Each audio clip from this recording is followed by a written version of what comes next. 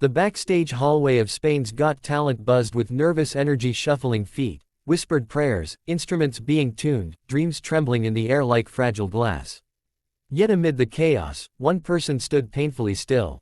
Elena Ruiz, a 27-year-old singer from Seville, held a handwritten letter clutched tightly in her palm.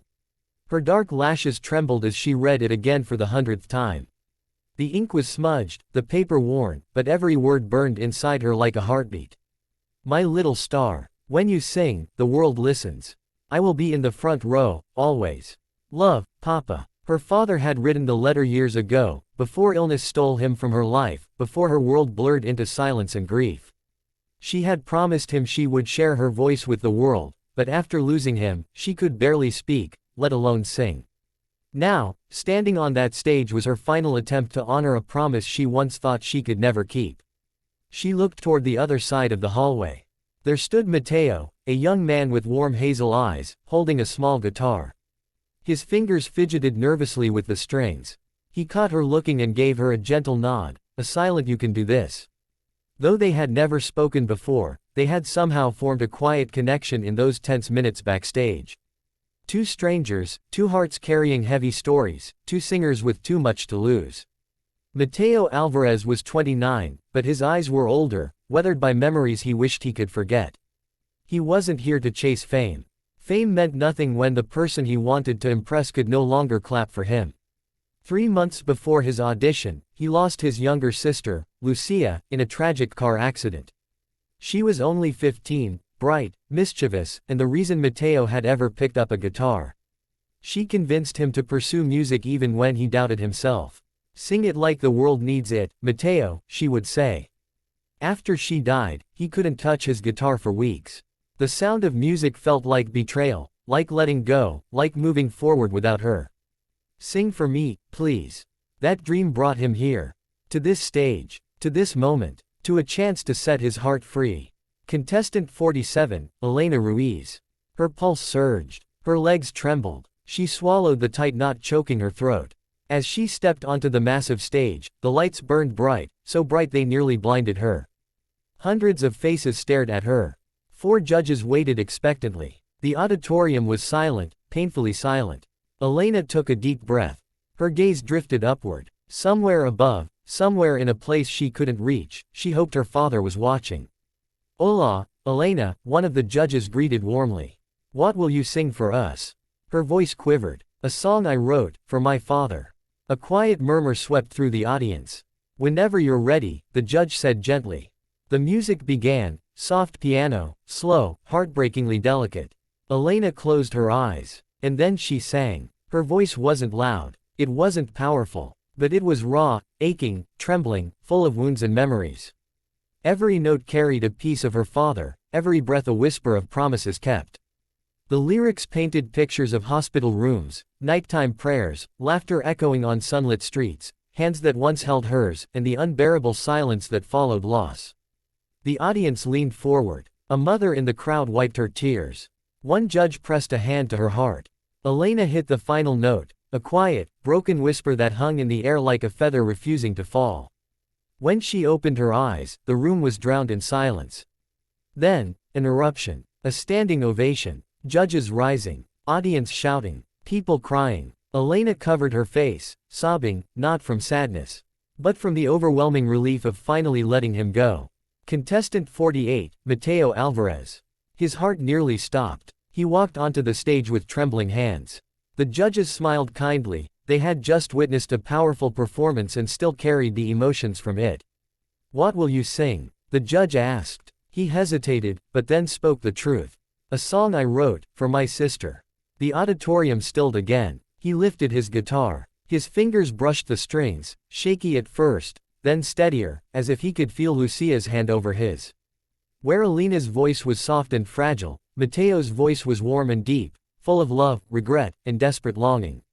He sang about her laughter, their midnight snacks in the kitchen, the last argument they had, and the final words he wished he had spoken. He sang of an empty bedroom.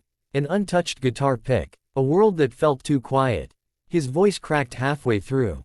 Tears slipped down his cheeks, but he kept playing.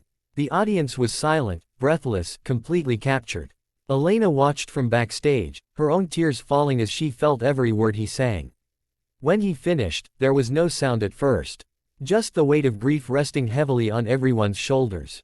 Another standing ovation. The judges were visibly emotional. That wasn't a performance. That was love. Matteo bowed his head, overwhelmed. Both singers advanced through the competition. In the weeks that followed, their paths crossed often, during rehearsals, press interviews, and backstage nervously waiting their turns. But each time, they grew a little closer. One afternoon, Elena found Matteo sitting alone near the edge of the rehearsal hall, staring at his sister's photograph. She sat beside him, silent at first. "You're not alone," she whispered. "And you?" he asked softly. "Are you?" She hesitated. "I was. Until I heard you sing." From that moment, something delicate began to form between them, not love, not yet, but understanding. A bond woven from grief and music.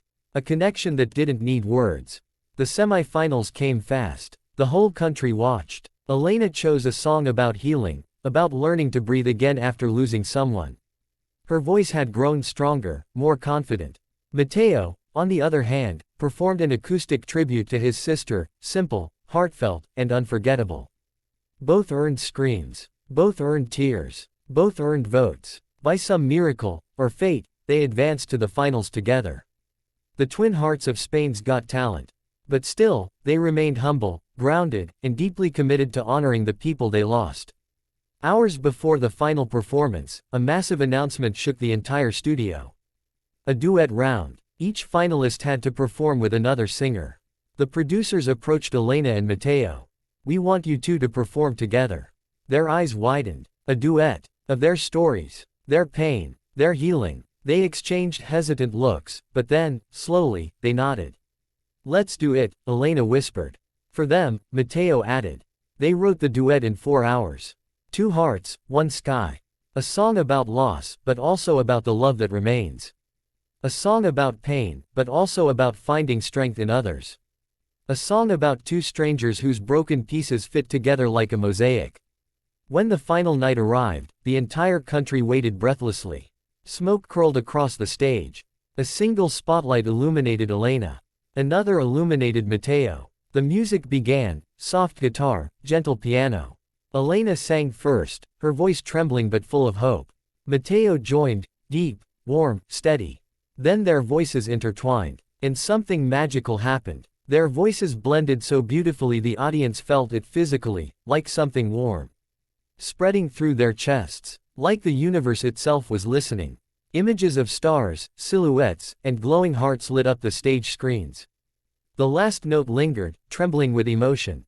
A roar louder than anything the show had ever heard. People stood, clapping wildly, crying, shouting. One judge slammed the golden buzzer, even though it wasn't part of the final rules. Gold confetti exploded. Elena sobbed into Matteo's chest. Matteo held her, tears running down his face. The 2 hearts who came alone, grieving, now stood together, strong. Not just the show, but the nation. Millions watched their duet on television and online. Their performance became a symbol of hope, proof that grief doesn't have to break you forever. Elena released her first album, dedicated to her father. Matteo opened a charity in his sister's name and performed concerts to raise awareness for road safety. The two remained close, sometimes singing together, sometimes simply talking about life, but always connected by something deeper than music.